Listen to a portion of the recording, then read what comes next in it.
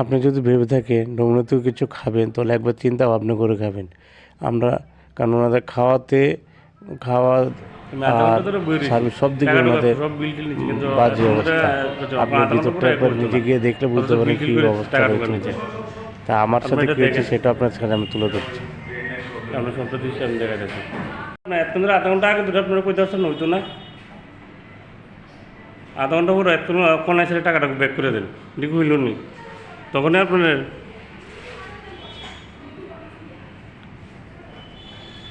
আরো বাচ্চাটা দেখেন।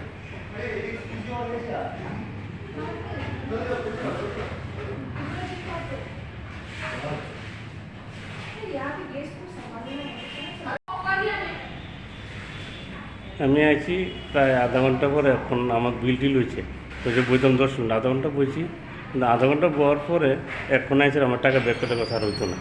তাহলে আধা ঘন্টা ক্যারেক্টার বয়ে রাখলো তারা, ওর অবস্থাটা ভিতরের অবস্থাটা একবার দেখলাম ওটা আমরা দেখছেন এসে ইয়াটা তারা এখন বয়ে রেখেছে, 10 মিনিটের কথা বয়ে রেখেছে, আমরা এখন ওখানে আছে কত টাকা ব্যাক করে। আর নোংরা অবস্থায় ভিতরে আপনারা এমনি জানেন, কিন্তু একবার দেখেন ভিতরে অবস্থা খুবই বাজে।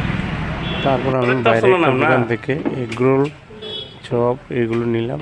কিন্তু দোকান ছোট হতে পারে, কিন্তু ভালো এবং ওনাদের সার্ভিসও এবং খুব স্বাদ হয়। তাই বলছি খাওয়ার আগে একবার যাচাই করে দেখবো। বড় দোকান বড় রেস্টুরেন্ট দেখে আমরা ঢুকে পড়ি, কিন্তু বাস্তবে একদম বাজে। তাই যাচাই করে খাওয়াটাই মনে হয় বলো খাওয়ার জিনিস।